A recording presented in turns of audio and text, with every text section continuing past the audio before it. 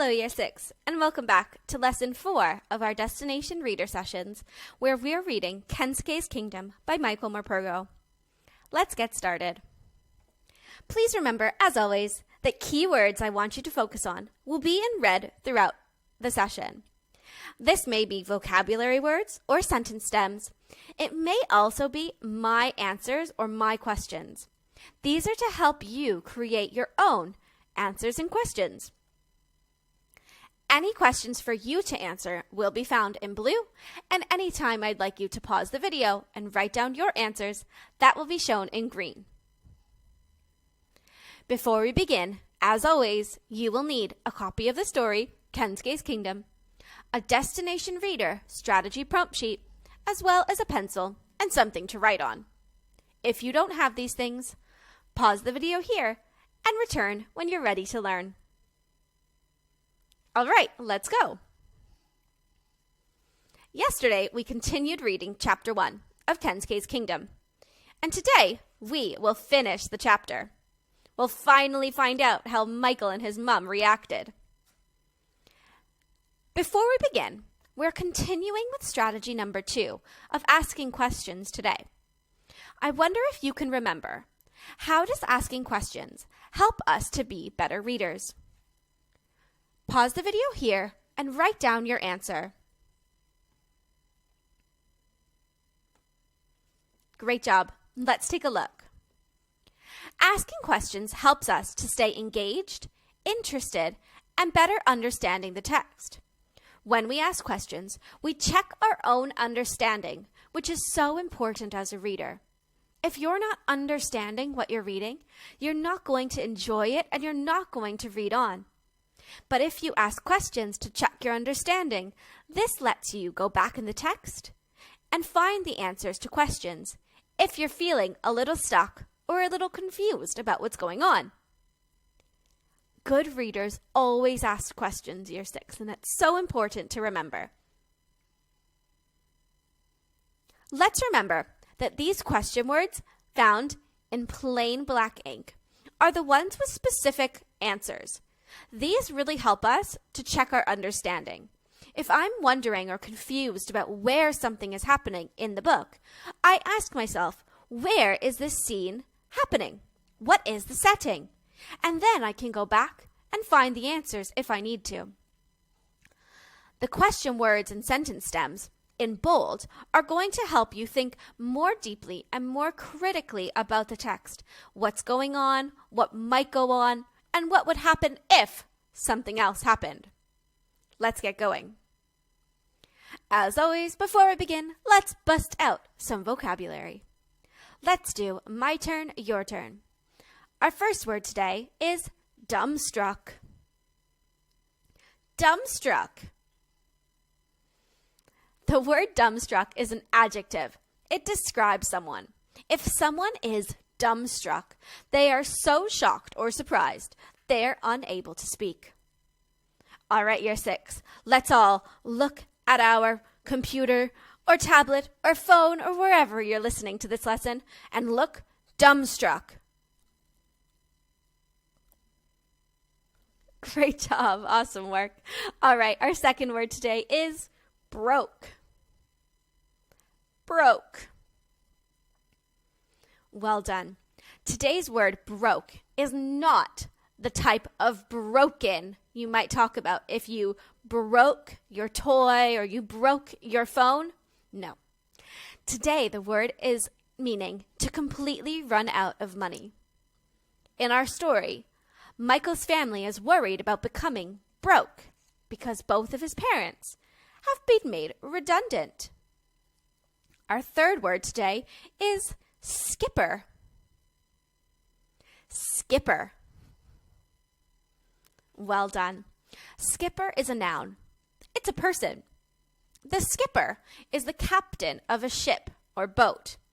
And we'll learn about the skipper of the Peggy Sue today. Our fourth word is reckless. Reckless. Great job. Being reckless means to not care about danger or consequences. So if you make choices or decisions without thinking about how the consequences will affect you, you might be a bit reckless. But I know none of you are. Our final word today is a verb. It is inculcated. Inculcated. Great job. This is a really interesting and unique word. The word inculcated means to teach someone an idea, attitude, or habit through persistent instruction. We'll stop and talk about this word again when we come to it in our reading. All right, let's continue reading Chapter 1, The Peggy Sue. We are on page 10. Beginning with the paragraph, "We sat there completely dumbstruck." Let's all find the place and be ready to read along with me. Okay, let's go. We sat there completely dumbstruck. "Oh, I know what you're thinking," he went on. "You're thinking all we've ever done is reservoir sailing, dinghy sailing. You're thinking he's gone crazy, loopy in the head. You're thinking it's dangerous. You're thinking we'll be flat broke. But I've thought it all out. I even thought of your gran. Here's the thing. We won't be gone forever, will we? She'll be here when we get back, won't she? She's perfectly healthy. We've got the money. I've done my sums. We're going to do 6 months training. We'll be away a year, 18 months maybe, just as long as the money lasts. We're going to do it safe, do it properly. Mum, you'll do your yachtmaster certificate. Oh, didn't I say? I didn't, did I? You'll be the skipper, Mum. I'll be first mate and handyman. Michael, you'll be a ship's boy, and Stella, well, Stella can be the ship's cat. He was full of it, breathless with excitement. We'll train ourselves up, do a few trips across the channel to France, maybe over to Ireland. We'll get to know the boat like she's one of us. She's a 42-foot. Bowman, best make, best design. Safest there is. I've done my homework. 6 months' time, and we'll be off round the world. It'll be the adventure of a lifetime. Our one chance. We'll never get another one. What do you think, then? Let's pause there before we go any further. I have a few questions. Why is Dad talking so much? He's not letting Michael or Mum get a word in. I wonder why that is. I also wonder what Dad thinks Mum and Michael's reaction is going to be. Does he think they're going to be happy? Does he think they're going to be angry? I wonder. Pause the video here and write down 2 of your own questions about this part so far.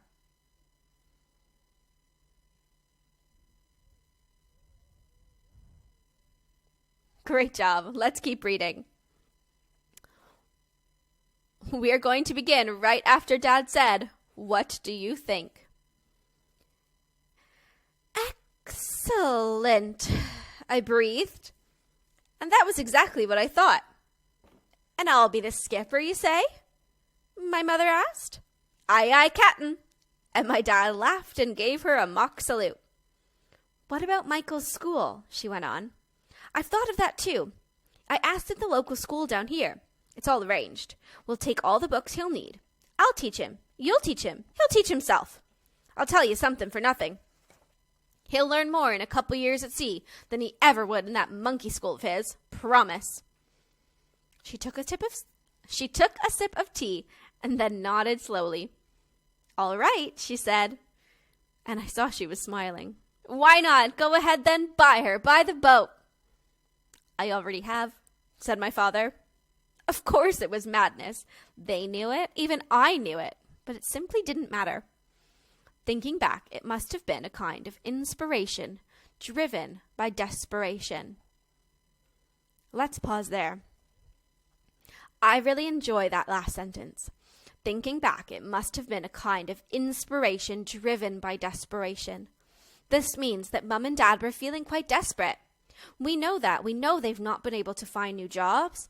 We know that they weren't sure what to do next. And Michael is thinking that this desperation, this hopelessness, is what caused them to have the inspiration to sail around the world. I've got a few questions here. I wonder why Mom is being so supportive of this seemingly reckless plan. At least to me, this seems quite reckless. The idea of buying a boat and deciding to sail around the world when you've never done so. I also wonder how Michael feels about the plan, and how I know.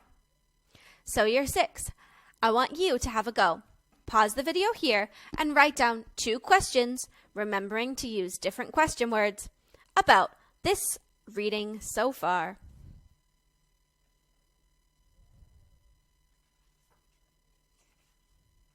Well done. Let's keep reading. We're about halfway down page 12, beginning at the paragraph, "Everyone warned us." Let's go. Everyone warned us against it. Gran came visiting and stayed on board. It was all quite ridiculous, she said. Reckless, irresponsible. She was full of doom and gloom. Icebergs, hurricanes, pirates, whales, supertankers, freak waves. She heaped up horror upon horror, thinking to frighten me, and so frighten off my mother and father. She succeeded in terrifying me all right, but I never showed it. What she didn't understand was that we 3 were already bound together now by a common lunacy. We were going, and nothing and no one could stop us.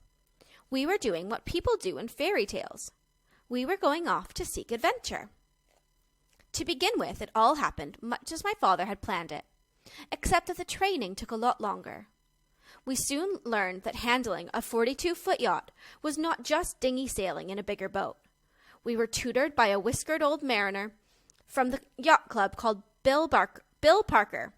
Barnacle Bill, we called him, but not to his face, of course.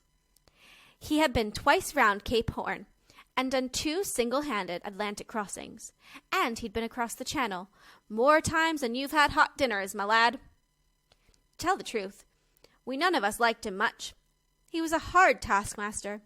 He treated me and Stella Artois with equal disdain. To him, all animals and children were a nuisance, and, on board ship, nothing but a liability. So I kept out of his way as much as I could. So did Stella Artois. To be fair to him, Barnacle Bill did know his business. By the time we had finished with us, and my mother was given her certificate, we felt we could sail the Peggy Sue anywhere. He had inculcated in us a healthy respect for the sea. Let's pause there. There's that word inculcated from our vocabulary. He had inculcated in us. That means he had given to us through persistent teaching and persistent lessons. He had given us or made us feel a healthy respect for the sea. But at the same time, we were confident we could handle just about anything the sea could hurl at us. Let's pause there before we keep reading. I have a few questions about this Barnacle Bill lad. I wonder why they call him Barnacle Bill. I also wonder how Mum, Dad, and Michael are ensuring they will be safe on their trip. What are they doing to ensure their safety? Well, I go back in the text and answer my own questions.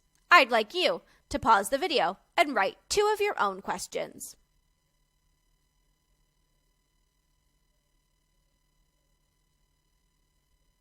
Great job. Let's keep reading. We're at the bottom of page 13, the very last line. Mind you, there were times I was scared rigid. My father and I shared our terror together silently. You can't pretend, I learned, with a towering green wall of sea 20 feet high bearing down on you. We went down in troughs so deep we never thought we could possibly climb out again. But we did, and the more we rode our terror, rode the waves, the more we felt sure of ourselves and the boat around us. My mother, though, never showed even the faintest tremor of fear. It was her and the Peggy Sue between them that saw us through our worst moments. She was seasick from time to time, and we never were, so that was something. Let's pause again there. I wonder, year 6, why were Michael and Dad scared? I also wonder why Mum never showed any fear. Was she really not scared, or was she hiding her fear? While I think about my questions, I'd like you to pause the video, write down 2 or 3 questions of your own, and remember to use different question words for each one.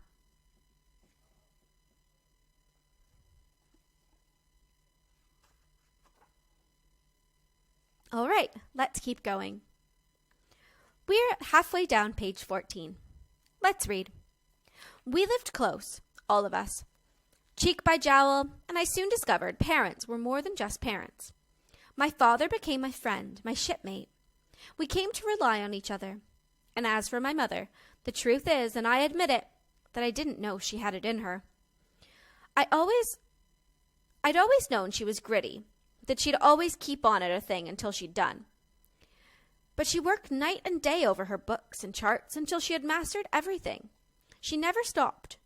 True, she could be a bit of a tyrant if we didn't keep the boat ship shape, but neither my father nor I minded that much, though we pretended to. She was the skipper. She was going to take us round the world and back again. We had absolute confidence in her. We were proud of her. She was just brilliant, and I have to say, the ship's boy and the first mate were pretty brilliant, too, on the winches, at the helm and dab hands, with the baked beans in the galley. We were a great team. So, on September 10th, 1987, I know the date because I have the ship's log in front of me as I write. With every nook and cranny loaded with stores and provisions, we were at last ready to set sail on our grand adventure, our great odyssey. Let's very quickly pause year 6 and take a moment to ask a few questions. Michael and his family have just set sail. I have a few questions. They are they ready to go off to sea? Will they stay safe? I wonder if their trip will go the way they planned. Pause the video here and write down a few questions of your own.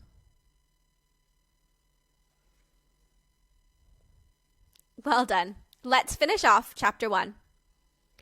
We are halfway down, page 15. Gran was there to wave us off tearfully. In the end, she even wanted to come with us, to visit Australia. She'd always wanted to see koalas in the wild. There were lots of our friends there too, including Barnacle Bill. Eddie Dodds came along with his father. He threw me a football as we cast off. "Lucky mascot," he shouted. When I looked down at it later, I saw he'd signed his name all over it like a World Cup star. Stella Artois barked her farewells at them, and at every boat we passed in the Solent. But as we were sailing out past the Isle of Wight, she fell strangely quiet. Maybe she sensed, as we did, that there was no turning back now. This was not a dream. We were off round the world. It was real. Really real. All right, that's the end of Chapter 1, Year 6. I have just a few more questions before I let you go. My 2 questions are, why did Gran cry when she said goodbye? And how did they feel when they realized it was really real? Pause the video here and have a go at 2 final questions of your own. Great job! And that is all we will read today. After today's lesson, please summarize the first chapter of Kensuke's Kingdom in 2 to 3 sentences. Remember, when we summarize, we pick out just the most important events to summarize. Well done today, Year 6, and I'll see you again for our next session tomorrow.